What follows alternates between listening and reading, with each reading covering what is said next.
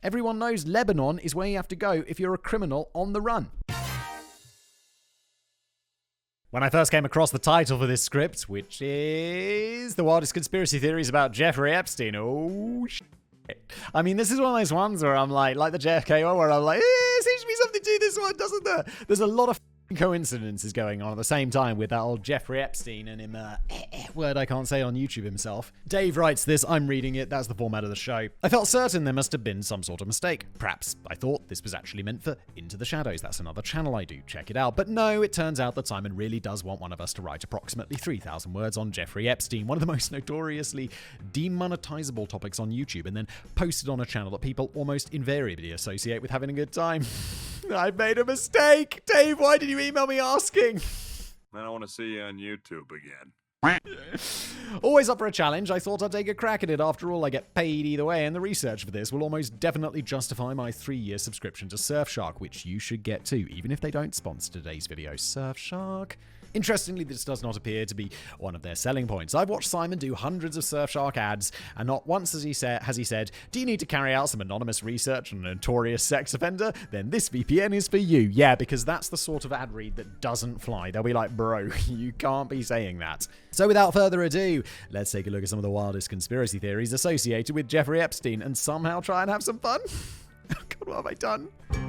First, an apology. Although I just said, we would be getting straight into conspiracy theories, I may have slightly misled you. Although, given the subject matter, perhaps a little misdirection and outright lying is apt. Lies. Oh, lies! Just before we continue with today's episode, is brought to you by Surfshark. Look, picture this. You're in a different country. You're far from home. You're surfing the internet and suddenly, oh no, sites that you'd have access to back home, they're geo-locked. Basically, the local government giving you a big fat no. Irritation and annoyance aren't strong enough for situations like that. Or how about this? You're abroad on vacation in your hotel room and you want to relax with one of your favorite shows or movies. You log on to Netflix and oh no, none of what you want is there. It's only available back home. So what do? Well, that's where Surfshark comes in. Surfshark is a VPN that can unlock all kinds of possibilities for you wherever you just happen to be. With the flick of an online switch, you can travel the world and have access to anything and everything right at your fingertips, and all while being completely safe. That's right, Surfshark does all of this and makes sure that your data and privacy are under lock and key, safe from any prying eyes. With features like kill switch, GPS spoofing, multi-hop, clean web, Surfshark has it all, and you can access it from any of your devices. So wherever you might be, sit back, relax, and surf the interwebs, or should we say interwaves, to your heart's content. See what we did there? Surfshark. You get it. Privacy is the name of the game here, and there's no bigger name in internet privacy than Surfshark. So log on to any local Wi-Fi, switch on Surfshark, and enjoy the ride. And the best part, go to surfshark.deals/Blaze, and you can get an extra 3 months completely free by using the promo code Blaze. And now back to today's video. Although the history of Jeffrey Epstein, I like that. Jepstein. Nah, it sounds too cool for Jeffrey Epstein, notorious bellend. Was masterfully covered by Chris on The Casual Criminalist. If you want to check that out, the video is called Jeffrey Epstein's Sexual Abuse Pyramid Scheme Style. I would say that you could find a link in the description, but I can say with some degree of certainty they won't be there. You're goddamn right, I'm not that organized. Anyway, I thought it might be beneficial to include a very brief, and I mean very brief, description as to exactly who he was. Epstein grew up as part of a middle-class family in Brooklyn. After graduating, he obtained a job teaching both mathematics and physics at Dalton, the elite Manhattan private school. While there, he became friendly, nobody seems to know quite how friendly, with the daughter of Ace Greenberg, the chairman of Bear Stearns. That's the sort of people you rub shoulders with when you go to a fancy school. It's like, Oh, what's your dad do? He runs Bear Stearns. What's your dad do? He's the president. It's like, what does your dad do? Oh, he's a partner at a law firm. Peasant! Although in the UK, it's more like, what's your dad do? Oh, he's a prince. Like that sort of shit that this equivalent's called. Epstein would later tell Steve Bannon, who would go on to be almost solely responsible for the successful presidential run of Donald Trump, that on the strength of his daughter's recommendation alone, Greenberg hired him. Epstein quickly rose within the... What is going on? How was your day at school, dear? I was brilliant, thanks, Dad. I know this guy who might be good for your company. So you headhunting teachers at your school? That's some proper rich people shit right there. So I threw a right cross and knocked his whole ass out. Epstein rose quickly within the company to become a limited partner before leaving it to go alone. Exactly what he did while going it alone isn't entirely clear. He is believed to have offered financial advice to anonymous billionaires, perhaps, possibly, allegedly billionaires who obtained their money in, shall we say, less than legal ways. He's dead. The man is dead. It's cool. We don't have to... I don't think we have to say allegedly if someone's dead, right? I know that's true in America.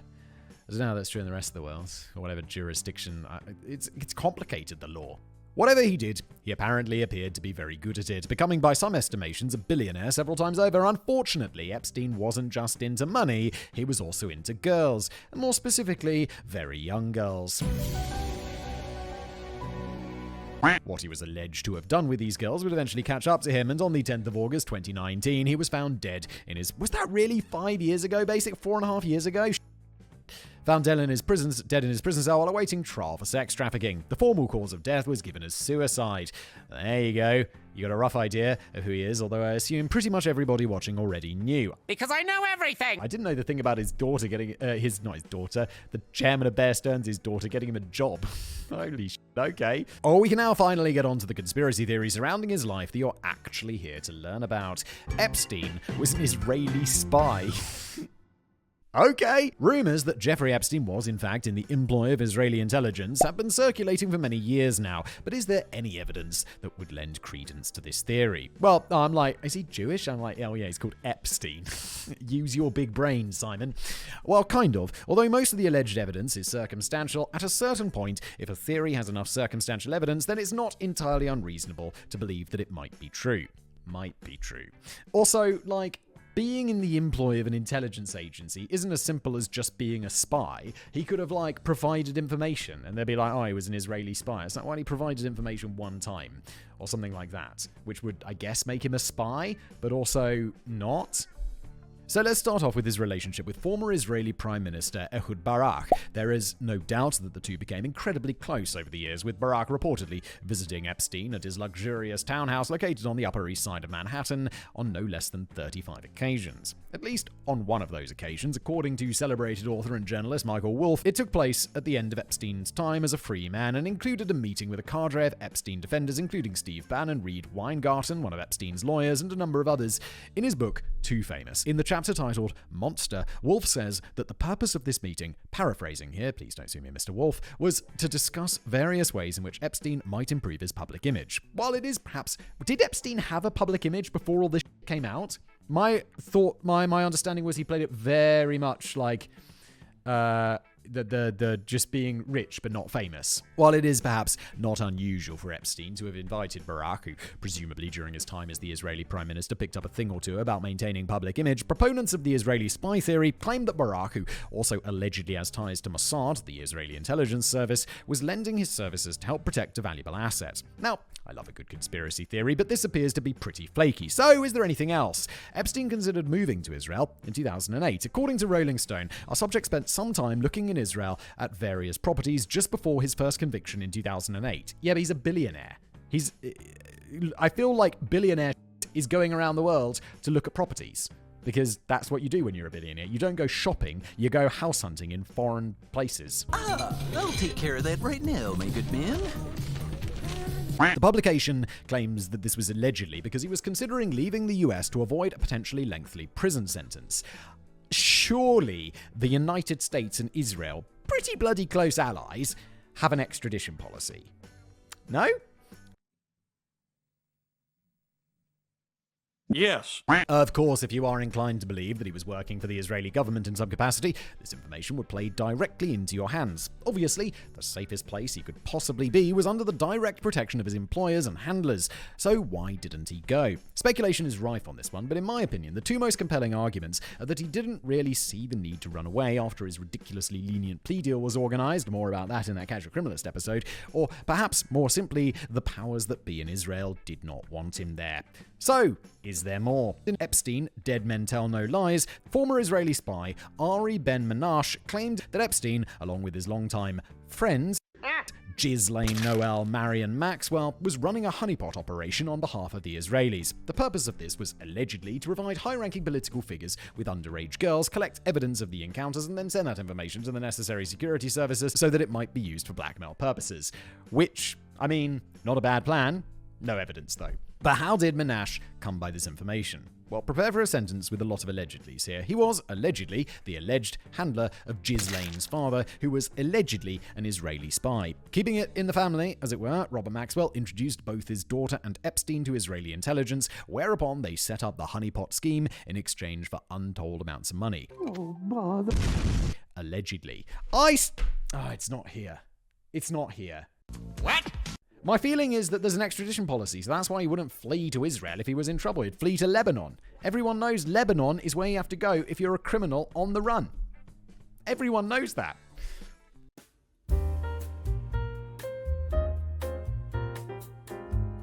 For those inclined to take Menashe at his word, it may be worth noting that Israel has completely denied that he ever worked for them in any capacity. Of course, they may be lying, although Epstein's well-documented friendships with high-ranking political figures such as former President Trump and Clinton would make him well-placed to gather incriminating evidence. Indeed, several people claim to have been shown private photographs of Donald Trump receiving a lap dance from several scantily clad young ladies while sporting a suggestive stain on his on his trousers. No. Why do I have this image in my mind?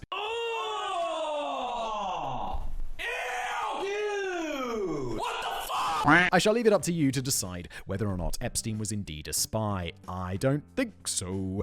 He did not actually die. Oh my god, these conspiracies are wild. I thought it was going to be like he did kill himself, and then I'll be like, yes. But it's the probably wacko. He's dead. He's for sure dead. This particular conspiracy theory, one that seems to crop up every time anybody remotely famous passes away, is particularly difficult to disprove in any meaningful sense, or at least in any meaningful sense to those who are inclined to believe it. For example, those who believe that Elvis Presley is still alive and well, still happily doing his thing in various locations around the world, are unlikely to be disabused of this belief just because they're presented with evidence to the contrary. God, I hope they bring back Elvis. Yeah, it's the problem with some people. They just don't want to change their minds. Conspiracy theory people are wild. Similarly, those who believe that Jeffrey Epstein was conveniently disappeared from prison and replaced with a dead lookalike, presumably the same people who shared Instagram drone footage of a man with white hair leaning against a car in New Mexico and claimed it was him, are unlikely to believe statements from, say, the New York City office of the chief medical examiner, who on the 11th of August 2019 released a statement saying, "Today, a medical examiner performed the autopsy of Jeffrey Epstein." While autopsies are generally only carried out on dead people, if one lives their life ardently refusing to accept the word of anybody in any position of authority, such a statement will easily be dismissed. So is there, in fact, any verifiable evidence in support of this theory? Well, no. As far as I can tell, the theory gains mainstream traction after Mark Foster, the frontman of the indie band Foster the People. I've heard of them. They have a famous song that I don't remember. I've definitely heard of them. A band that I'd never heard of, checked out briefly on Amazon Music and immediately started to mourn my previous ignorance, posted a series of tweets in which he suggested that the pictures taken of Epstein after his death did not match up with the pictures of him after he was alive. Yeah, guess what? Mr. Foster the People, because people look different after they're dead, because they're dead. Here are just a few of those tweets. I won't provide them all, partly because Simon would probably get annoyed, you're damn right, but mostly because the frontman's dull, repetitive writing style transcends effortlessly. Repetitive writing style transcends effortlessly. Oh, for fuck's sake. Every time I try with that goddamn word. From his lyrical production to his Twitter feed. Have you seen the photos of the body? It's obviously not him. My guess is Epstein's on a private plane to somewhere in the Middle East getting prepped for plastic surgery right now. Hashtag Epstein body double. And I find it strange that I've been chastised by reporters from NBC and other news outlets for my opinion. Everything you guys have been reporting has been conjecture. If you want to be considered a respected authority of truth, do a better job. Hashtag Epstein body double. And there is no question the government is behind the hashtag Epstein body double cover-up. Research Attorney General Bill Barr and his father's ties with Jeffrey Epstein. Barr helped broker the West Palm Beach deal that kept Epstein away from a life sentence in federal prison. Woof. Okay, chill out, Mr. Foster the People. You're just a singer. No one cares. Okay. Later, when he was interviewed on the Time Crisis podcast, Foster appeared to try and convince everybody that his tweets were not, in fact, an attempt to grab a bit of publicity, but a genuine warning that people really should do their own research before believing everything they're told. Yeah, I don't believe this was a grab for publicity. I think he's just a conspiracy theory person. I don't think this looks particularly good for him. Regardless of his actual motives, the theory really did spread, and I found at least one Reddit forum completely dedicated to the idea. Of course he did. It's Reddit. They've got forums for everything. It perhaps goes without saying, there doesn't appear to be any actual evidence that supports this theory. He didn't actually die, part 2! This next one is my favourite, and I really must thank Simon for putting me onto it. Ordinarily, I don't really see the point of Reddit, but in my opinion, it has justified its existence just by hosting this particular conspiracy theory. So what's the deal? What's the deal? Well, are you ready for this? According to a thread in the r/conspiracy subreddit, not only did Jeffrey Epstein not die, but he is actually a vampire. Oh yeah, no, this is the one that made me think this was a good episode. This would be a good thing for Brainblaze, because I'm like, this is wild. People, it's not like a joke. People believe this. But wait, it gets even better. He had been famous before, like really, really famous. You see, before this vampire was Jeffrey Epstein, he was actually Andrew Jackson. What? The thread contained a picture which until recently I would have had no hope of deciphering. However, thanks to advances in AI, because Dave is blind, in AI technology, this spiffy new app on my phone provided me with the following description.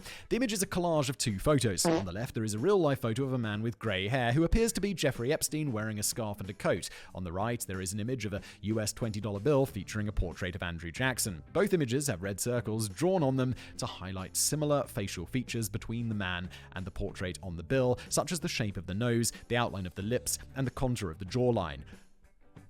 The most amazing thing! This is a fucking app that looked at that picture and came up with this? Because I've seen this picture. It's on the bloody thumbnail. That's why I wanted to make this video. That is incredible. Yes, science! Holy shit. The comparison suggests a resemblance between the man's face and the portrait of Andrew Jackson on the currency. God fucking damn! I'm blown away with that. ChatGPT, watch out! While I'm pleased to report that very few appeared to take this too seriously, a couple of people didn't take it with the comedic spirit in which it was obviously intended. One commenter stated that it couldn't possibly be true, not because vampires aren't real, but because there was evidence of Epstein going outside in the daytime. Although I believe this is no longer a hard and fast rule, not because there was evidence of Epstein going outside during the daytime, although I believe this is no longer a hard and fast rule, but because neither of them looked like vampires. No one looks like a vampire, because vampires aren't real. This led to perhaps one of the greatest responses I have read on the internet on an internet forum ever, and here it is. Well, nobody looks like a vampire. They wouldn't be able to feed off humans if they did. We'd be like, hey Pete, go and get that steak off the top of the fridge. I can see a vampire coming this way. I'll do my best to ensure that whoever edits this video also includes a copy of the picture, so you can make up your minds on this one as well. Oh, Dave, it's in the thumbnail. That's why we're making this video. It's so clickable. Although now that I come to think about it, Epstein did exhibit some of the more traditional traits of the vampire. He was rich, he was largely secretive, and he had a massive house, flew everywhere, and had a thing for young, attractive women. And despite his many failings, he had almost always been described as charming, easygoing, and inviting. At least described this way by people who held him in high regard, perhaps not by the people he sexually abused. You're goddamn right. In any case, perhaps this particular conspiracy theory has more to it than previously thought. Bill Clinton had him murdered. Oh, shit. Made a video all about that Clinton body count, which turned out to be nonsense. I'd be willing to bet almost any amount of money that as soon as the news of Jeffrey Epstein's apparent suicide broke, countless celebrity arses unclenched around the world. I mean, he doubtlessly had a lot of dirt on a lot of people, and many of those people are probably eternally grateful at the reduced chances of that dirt being made public. One of those celebrities, it has been alleged, is former President of the United States, Bill Clinton. Rumors that pissing on the Clintons might result in your untimely death are hardly new. From the suicide of Vince Foster in 1993, which conspiracy theorists alleged was a Clinton hit job, to the death of Seth Rich during a botched robbery in 2016, which was again pinned on the Clintons as punishment for him leaking damaging emails, Bill and Hillary seem to have been given an almost mafia-like persona over the years. You come to me and ask me to kill a man I do not know. Now I ask you, why should I kill this Count Chocula. So, for those of you who are inclined to view them in this light, wouldn't it make perfect sense for Bill to have his former friend taken care of before he could make a deal with prosecutors and roll on him? Well, President Trump certainly thought so, retweeting at least one conspiracy theory which laid the blame for Epstein's death very much at the feet of the Clintons. This is former President Donald Trump. God damn. Although whether or not he actually believed this was always simply trying to draw attention away from the alleged photos we mentioned earlier is unclear. So, is there any evidence for this one? As for evidence which directly implicates the Clintons or indeed any other celebrity, the answer is no. However, a skeptic could make a fairly good case for the argument that Epstein may have been murdered. According to documents released under a Freedom of Information request, Epstein had been placed on suicide watch during the latest stages of his time in prison. These same documents claimed that shortly before his death, these conditions had been relaxed. Furthermore, although he had appeared to attempt suicide earlier in his incarceration, one of his own lawyers has speculated that this may have been something he cooked up with his cellmate in order to get himself into better living conditions. When he actually did die, if he did indeed do it himself, he would have had to have repeatedly slammed himself against the sheet tied around his neck until he crushed his Adam's apple. Was this your friend? Don't worry, he died doing what he loved, being a dumb f***ing rat. No small feat for anybody, let alone a man who claimed to be a tremendous physical coward who was completely averse to pain. Dude, you're a little bitch. Sure. Sorry, I'm a little bit aware that this got dark in the end. On the bright side, the person about whom it got dark was Jeffrey Epstein, so, it's cool. There are two things of which I'm absolutely sure. Firstly, this will be a debate that rages on for the foreseeable future. Secondly, if he was actually murdered, then it is doubtful that we will ever find out. Now, if you'll excuse me, I'm off to erase my browsing history from all of my devices. Thank you, Surfshark. Thanks for watching.